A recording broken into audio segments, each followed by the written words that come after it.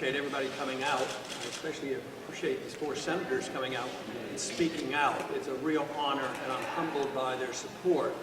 And it was mentioned about social conservatives and economic conservatives. And sometimes when we have these debates, they seem to want to divide us up and say, are you a social conservative but not an economic conservative?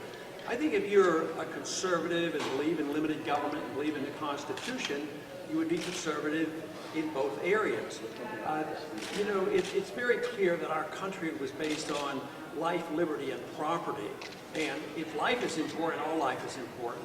I believe life is important. I believe that there is a responsibility to protect all life, and that the states do have a major responsibility in protecting the unborn.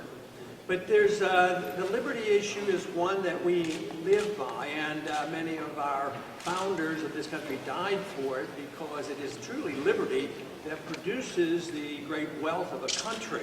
And if you understand that, of course, then you understand what property is all about. Because if you understand liberty, it is your right to live your life as you choose and to earn your living. But it follows that you ought to have a right to keep what you earn, which creates the incentive system.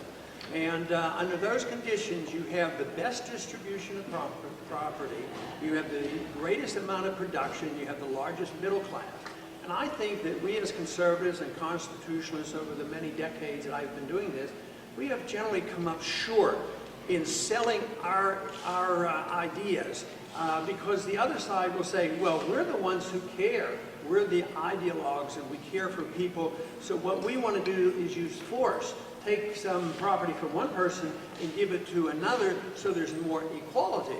Well, in one way, they do achieve the equality, but they usually achieve equality by creating more poverty. But in a free society, there's greater wealth, it's a better distribution, and that, of course, should be our goal. And, of course, individual liberty protects all those liberties, our religious liberties, our right to raise our children. And these are all very important issues. But fiscally, we are in a big mess, and it's not a national issue right now, because it's a global issue, because we are in a global economy.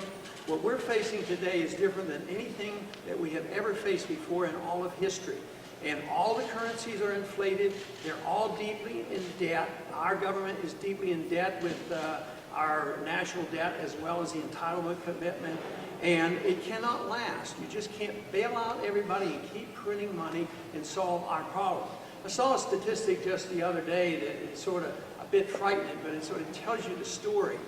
If you take all the households in the country, more households receive from the government than those who send into the government. So how can that be sustained? Of course it can't be.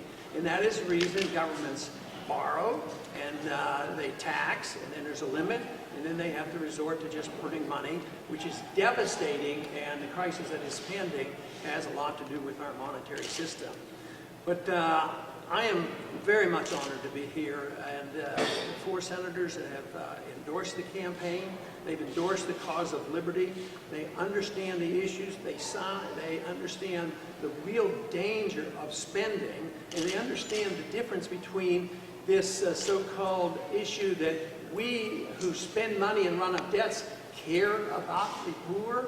They understand the difference, that it's the people who create wealth, and you can take care of the poor much better than if you believe that the federal government is going to take care of us from cradle to grave. So once again, I am very pleased, and I